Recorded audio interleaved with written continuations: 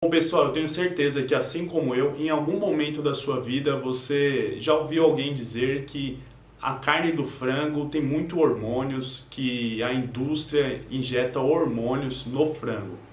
E que uma das justificativas para ele ser desse tamanho, né, tão grande comparado a um frango caipira, é justamente devido aos hormônios que a indústria aplica nele. E aí, será que realmente a indústria aplica hormônios no frango? Bom, para começo de conversa eu trouxe esses dois artigos muito interessantes. Esse primeiro fala sobre a evolução da nutrição para os frangos, né? O quanto a ração evoluiu ao longo do tempo em termos nutricionais. E esse segundo fala sobre a evolução e a eficiência da seleção genética ao qual os frangos foram submetidos.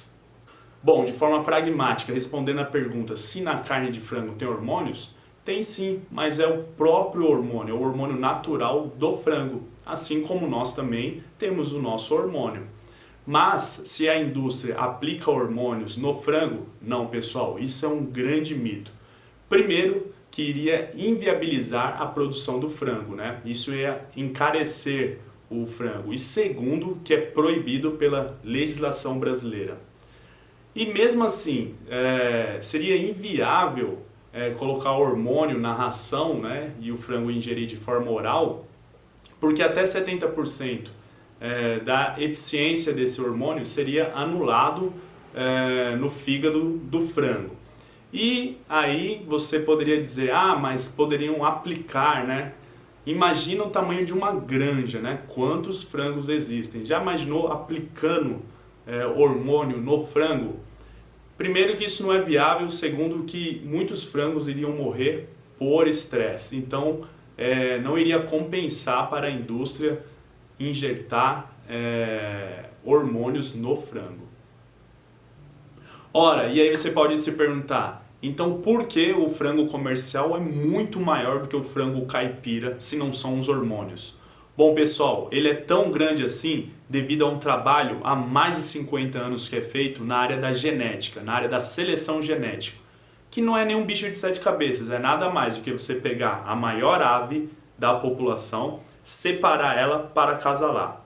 A partir dos filhos dela, o maior filho dela você separa para acasalar. E aí você vai dando sequência, né, a esse processo e o peso e o tamanho do frango vai aumentando conforme as gerações vão passando. Isso aí é trabalho de seleção genética.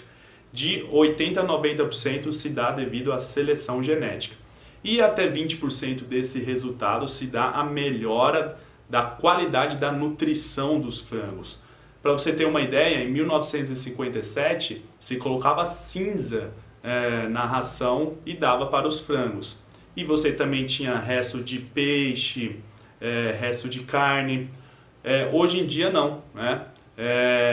As vitaminas e minerais são sintetizadas numa quantidade maior, não tem mais cinzas e também a quantidade de proteínas na ração e a densidade energética, a quantidade de energia também é muito maior. Para se ter uma ideia, até mesmo o formato da ração de Crubbles para Pellet, isso daí influenciou também na melhora da nutrição dos frangos. Uma coisa bem simples, o formato da ração. Isso influenciou de forma benéfica a nutrição dos frangos. Veja nessa ilustração que eu vou mostrar a evolução desde 1957 no tamanho e peso dos frangos devido à seleção genética. Dá uma olhadinha aí. Agora veja aí, pessoal, nessa ilustração, ó, tem os pintinhos aí, né, com 0 dias, né? E olha só, em 1957 pesava-se 34 gramas. E em 2005, isso é 17 anos atrás, né? Não estamos colocando nem a data de hoje que é 2022. E em 2005 já houve um aumento aí de 10 gramas no peso do pintinho.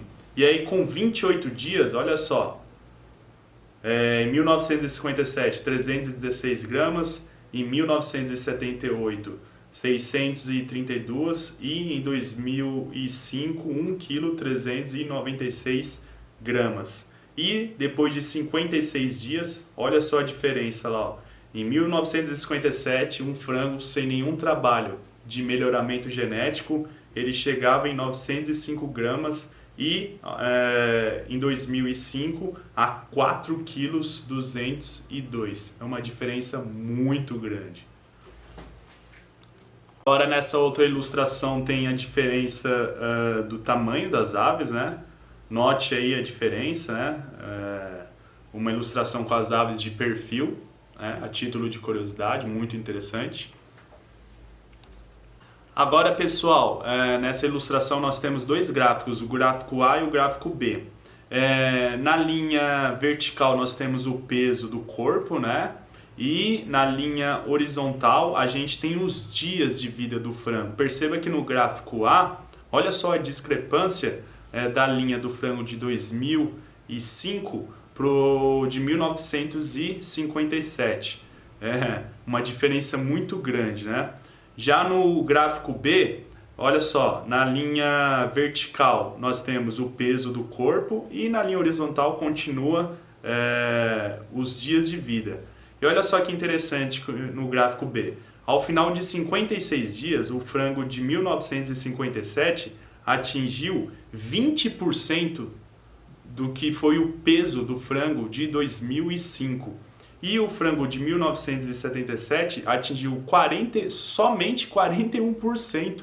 Não chegou a ser nem a metade do que chegou o frango de 2005.